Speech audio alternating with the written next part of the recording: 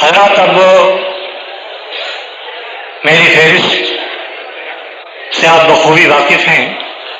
ایک ایک نام اب اس فہرست میں ایسا ہے کہ جنہیں میں چاہوں گا کہ آپ پوری توجہ اور پوری محبتوں سے سماعت فرمائیں. اور یہ آمد و رفت کا سلسلہ ایک صرف گھنٹے بھر کے لیے اگر روک دیں تو بڑا کرم ہوگا مشاعرے پر بھی اور مجھ پر بھی. کرتا رہا جو مجھ سے محبت پہ گفتگو،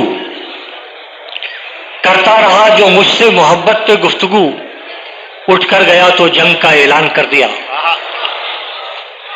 دراصل یہ وہ رویہ ہے منافقت کا جس کے خلاف ایک آواز اٹھی، ایک احساس اٹھا اور سفارا ہوا اس سارے طرز فکر کے خلاف. لیکن اس نے ذات کا غم بیان نہیں کیا، غم جانا کو بھی بہت زیادہ موضوع شعر نہیں بنایا. اس نے تو تہذیب کے بکھراؤ کا مرثیہ لکھا اور اس طریقے سے لکھا کہ تاریخ کا حصہ بن گیا. دوستو، اگر کوئی ایک شاعر پوری زندگی شعر کہنے کے بعد اگر اپنے پیچھے ایک زندہ شعر، ایک چمکتا ہوا شعر چھوڑ جائے تو وہ ہمارے ادب کی امانت بن جاتا ہے. آئیے اس شعر کے ذریعے اس شاعر تک پہنچیے. مجھ کو تھکنے نہیں دیتا یہ ضرورت کا پہاڑ، میرے بچے مجھے بوڑھا نہیں ہونے دیتے. جناب معراج صاحب،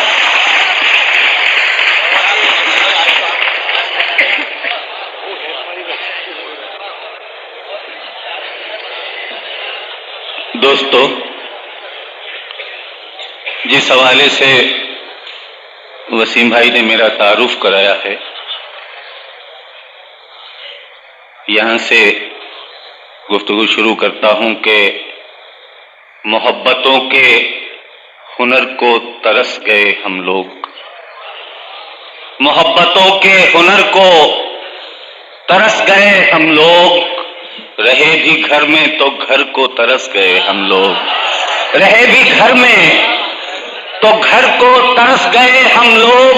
اور ہمارے ساتھ سفر کر رہا تھا ایک ہجوم، ہمارے ساتھ سفر کر رہا تھا ایک ہجوم، مگر شریک سفر کو ترس گئے ہم لوگ، مگر شریک سفر کو ترس گئے ہم لوگ. ہمارے ساتھ سفر کر رہا تھا ایک ہجوم، مگر شریک سفر کو ترس گئے ہم لوگ. آئیے ایسے ہی دو شعر اور سنیں. ایک بات میں عرض کروں کہ غزل میں براہ راست گفتگو میں نے بھی بہت کی ہے، لیکن تھوڑا سا غزل میں اگر اشاریت نہ ہو تو شاید وہ غزل کی تعریف میں نہیں آتی. یہ دیکھیے گا مطلب کہ بلندیوں سے تو پستی کا حال بہتر ہے. میں کچھ کہہ نہیں رہا ہوں، سنیے گا، اور اگر میری بات آپ تک پہنچ جائے تو مجھے نواز دیجیے گا کہ بلندیوں سے تو پستی کا حال بہتر ہے، اور تیرے عروج سے میرا زوال بہتر ہے، تیرے عروج سے میرا زوال بہتر ہے. بلندیوں سے تو پستی کا حال بہتر ہے، تیرے عروج سے میرا زوال بہتر ہے. اور اسی فریب میں صدیاں گزار دی ہم نے، اسی فریب میں صدیاں گزار دی ہم نے، گزشتہ سال سے شاید یہ سال بہتر ہے، گزشتہ سال سے شاید یہ سال بہتر ہے. اسی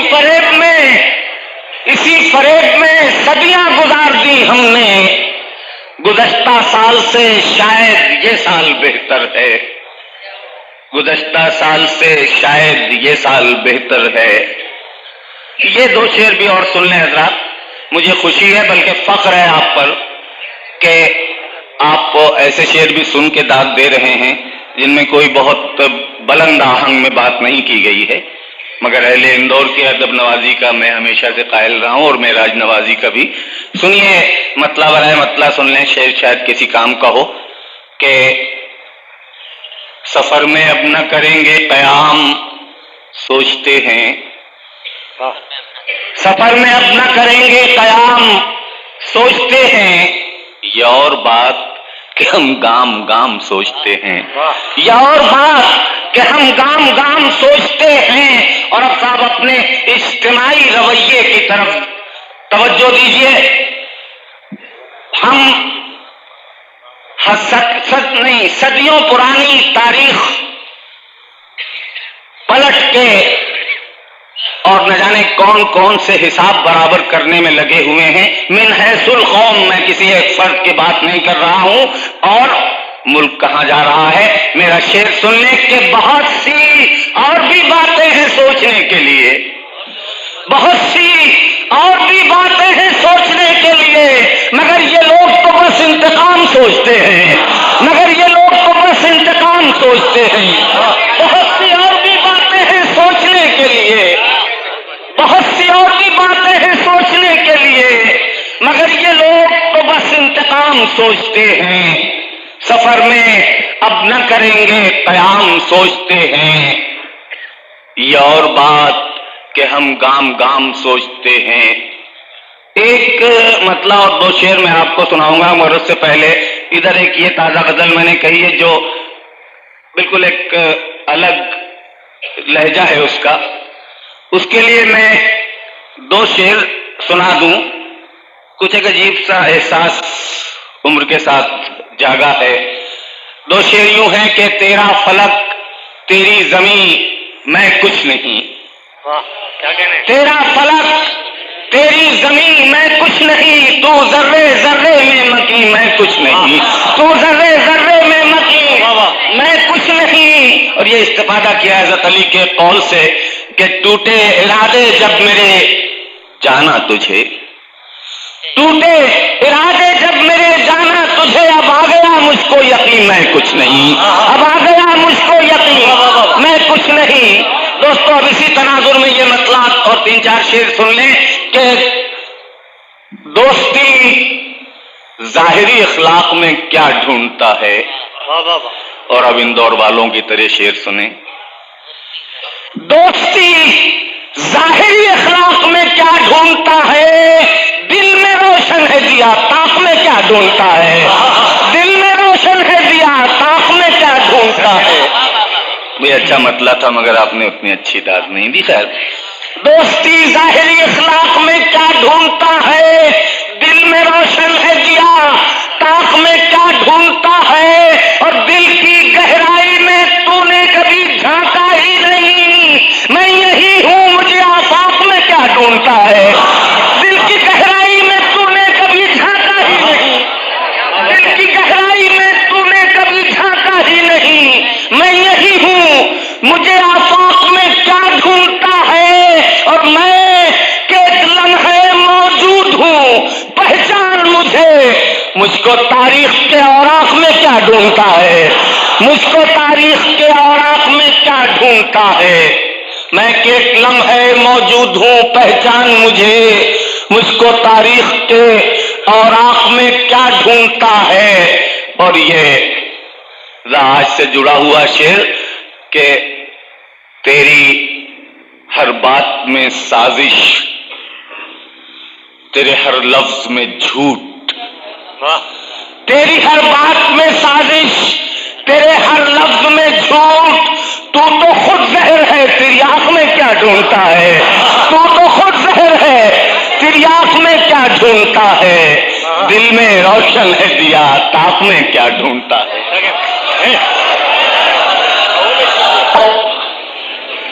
مجھے ایک مسئلے کے لیے راحت نے حکم دیا ہے، وہ بھی سن لیں۔ سچی بات تو یہ ہے کہ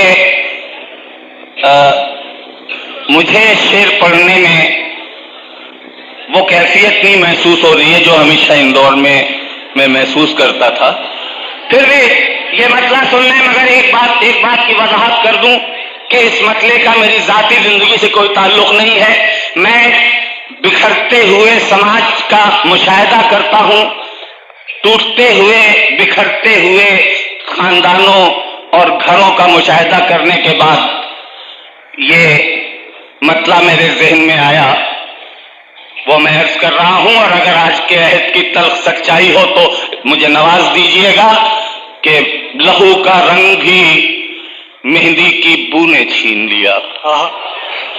لہو کا رنگ بھی مہندی کی بو نے چھین لیا. ہوا جوان جو بیٹا بہو نے چھین لیا.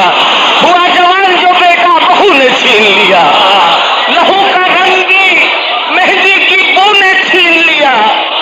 لہو کا رنگ بھی مہندی کی بو نے چھین لیا. ہوا جوان جو بیٹا بہو نے چھین لیا. ہوا جوان جو بیٹا بہو نے چھین لیا. اور کھلا تو تھا میرے آنگن میں بھی گلاب مگر اسے پڑوس کے آنگن کی لو نے چھین لیا. کھلا تو تھا میرے آنگن میں بھی گلاب مگر اسے پڑوس کے آنگن کی لو نے چھین لیا. اور اہل اندور اس شعر کا تیور دیکھیں اور دیکھیں اس فقیر کو. اگر کسی قابل ہو تو داد دیجیے گا کہ صدائیں کون لگاتا سو ہم پلٹ آئے. صدائیں کون لگاتا سو ہم پلٹ آئے. ملا تھا رزق مگر آبرو نے چھین لیا. ملا تھا رزق مگر آبرو نے چھین لیا. صدائیں کون لگاتا سو ہم پلٹ آئے. ملا تھا رزق مگر آبرو نے چھین لیا. سب مسائل کی بات آئی ہے تو ایک شعر سنانا چاہتا ہوں. پتہ نہیں میں نے یہاں پڑھا کہ نہیں پڑھا. وہ ایک اس کے لیے ایک مطلب ایک شعر برداشت کر لیں. مجھے بہت عزیز ہے وہ شعر بھی. ملاحظہ فرما لیں کہ اور چپ رہنے پہ تیار نہیں ہیں ہم لوگ. آدمی ہیں در و دیوار نہیں ہیں ہم لوگ. آدمی ہیں در و دیوار نہیں ہیں ہم لوگ. دھوپ اور چھاؤں کا جادو نہ چلاؤ ہم پر. چڑھتے سورج کے پرستار نہیں ہیں ہم لوگ. چڑھتے سورج کے پرستار نہیں ہیں ہم لوگ. اور ہم سے زندہ ہے زمانے میں تمدن کا نظام. مردہ تہذیبوں کے آثار نہیں ہیں ہم لوگ. ہم سے زندہ ہے زمانے میں تمدن کا نظام. مردہ تہذیبوں کے آثار نہیں ہیں ہم لوگ. دوستوں میں یہ غزل کہہ رہا تھا. آپ دیکھ رہے ہیں اس غزل کے تیور کہ 29 رمضان آئی اور میں اتر پردیش کے ایک ایسے اقلیتی ادارے میں کام کرتا ہوں کہ جہاں حکومت کے گرانٹ نہ ملنے کی وجہ سے تقریباً 1 سال کی تنخواہ باقی تھی. میرا مسئلہ تو پیسہ نہیں، آپ کی محبتیں سلامت، لیکن مجھے اپنے ساتھیوں کا خیال آیا اور میں نے یہ شعر ایک دم سے لہجہ بدلا اور میں نے یہ شعر کہا. دل صاحب اولاد سے انصاف طلب ہے کہ کل اگر عید کا دن ہوگا تو کیا پہنیں گے. کل اگر عید کا دن ہوگا تو کیا پہنیں گے. چاند سے کہہ دو کہ تیار نہیں ہیں ہم لوگ. کل اگر عید کا دن ہوگا تو کیا پہنیں گے. کل اگر عید کا دن ہوگا تو کیا پہنیں گے. چاند سے کہہ دو کہ تیار نہیں ہے. عید کا دن ہوگا تو کیا پہنیں گے. چاند سے کہہ دو کہ تیار نہیں ہیں ہم لوگ. چاند سے کہہ دو کہ تیار نہیں ہیں ہم لوگ. تو اسی موضوع کو ایک دوسری شکل میں ایک دوسری زمین میں نظم کیا تھا. 2 شعر اس کے سن لیں پھر آپ کے ان کی تعمیل میں 3 شعر 4 شعر سنا کے بھاگ جاؤں گا. اور اب کی شور نہ مچائیے گا. بڑی محبتوں کا آپ کی محبتوں کا بہت شکریہ کہ پہلے پاگل بھیڑ میں شعلہ بیانی بیچنا. یہ ساری جو کیسٹ کلچر چل رہا ہے اس کی نظر ہے یہ. اور آپ کے یہاں تو اب آنے والا ہے، آنے والے ہیں وہ دن جب یہ کیسٹ کلچر بڑی بہت تیزی سے پھیلے گا کہ پہلے پاگل بھیڑ میں شعلہ بیانی بیچنا اور پھر جلتے ہوئے شہروں میں پانی بیچنا. اور پھر جلتے ہوئے شہروں میں پانی بیچنا. اور اب شعر سنیں حضرات. 3 شعر ایک تسلسل میں کہ عید بچوں کی نئے کپڑوں کی ضد اور مفلسی. عید بچوں کی نئے کپڑوں کی ضد اور مفلسی. ہاں ایک مجبور کا چیزیں پرانی بیچنا. ہاں ایک مجبور کا چیزیں پرانی بیچنا. اور خون کی ہر بوند جیسے خودکشی کرنے لگے. کتنا مشکل ہے بزرگوں کی نشانی بیچنا. خون کی ہر بوند جیسے خودکشی کرنے لگے، خون کی ہر بوند جیسے خودکشی کرنے لگے۔ کتنا مشکل ہے بزرگوں کی نشانی بیچنا، کتنا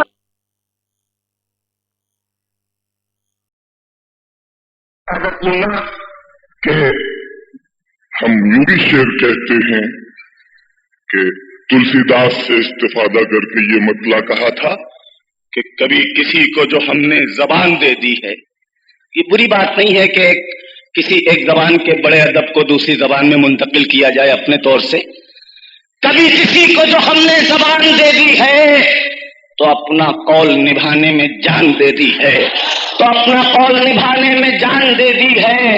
اور محاذ جنگ پر ہم کو اسی نے بھیجا تھا، اسی نے ہاتھ میں ٹوٹی کمان دے دی ہے۔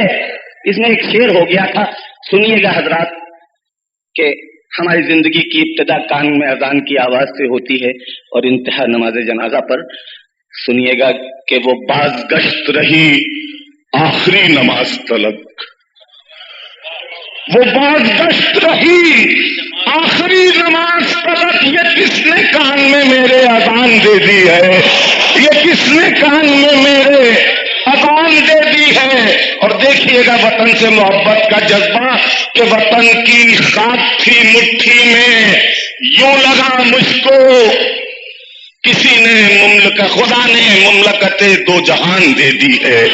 وطن کی خاک تھی مٹھی میں، یوں لگا مجھ کو خدا نے مملکت دو جہان دے دی ہے۔ اور اس تناظر میں اب ایک شعر سنانا چاہتا ہوں، مطلع سننے، مطلع بھی آج کل جب دنیا اپنے بچوں کو میڈیا کے ذریعے سینکڑوں سال آگے پہنچا رہی ہے، ہم اپنے بچوں کو میڈیا کے ذریعے ایسی کہانیاں دکھا رہے ہیں کہ وہ ہزاروں سال پیچھے چلے جائیں۔ جب دنیا اسٹار ٹریک دکھا رہی ہے تو ہم الف لیلا دکھا رہے ہیں۔ اس کی نظر ہے شعر کہ داستانوں لوگ ماضی کے طلسمات میں کھو جائیں گے، داستانوں میں نشہ ہوتا ہے سو جائیں گے، داستانوں میں نشہ ہوتا ہے سو جائیں گے۔ اور ایک بھی داغ جو ابھرا تیری پیشانی پر، جتنے احباب ہیں سب آئینے ہو جائیں گے، جتنے احباب ہیں۔ اور اب یہ آخری شعر آپ کی نظر کر کے اجازت چاہتا ہوں اور آپ کے حوالے کر رہا ہوں شعر، اگر کسی قابل ہو تو نواز دیجیے گا کہ ہم نے سوچا بھی نہیں تھا کبھی اے خاک وطن، ہم نے سوچا بھی نہیں تھا کبھی اے خاک وطن، ایک دن ہم بھی تیرا مسئلہ ہو جائیں گے، ایک دن ہم بھی تیرا مسئلہ ہو جائیں گے۔ جیسا کہ میں نے آپ سے عرض کیا تھا، جناب میراج شہزاد آبادی سے آپ لوگ بخوبی واقف بھی ہیں، ان کے کلام کے معیار کو بھی آپ پہچانتے ہیں، اور جس وقت انہوں نے موڈ میں آپ سے مخاطب ہوئے تو آپ نے دیکھا کہ انہوں نے کن کن سمتوں کو چھوا، اردو شاعری کن کن سمتوں میں سفر کر رہی ہے، اس کا اندازہ عہد نو کے ان تمام نمائندہ شعراء کو سن کر آپ کو ہو رہا ہے جو آج آپ کی محفل میں شرکت فرما رہے ہیں۔ حضرات، اس محفل کی ایک قابل تعریف بات یہ بھی ہے کہ آپ نے اپنے ذہن کو پوری طرح سے آمادہ کر رکھا ہے اس بات کے لیے کہ جو شاعر آئے اس کے لیے آپ کی ذہن کی کھڑکیاں کھلی رہتی ہیں، اسے قبول کرنے میں آپ کو کوئی دیر نہیں لگتی۔ لہذا جو شخص آ رہا ہے وہ اپنا رنگ، اپنی فکر کا انداز آپ پر پوری طریقے سے طاری کر کے جا رہا ہے۔ یہ بھی اس مشاعرے کی ایک بہت بڑی کامیابی کی بات کہی جائے گی، یقیناً ذکر میں رہے گی اس کے بعد۔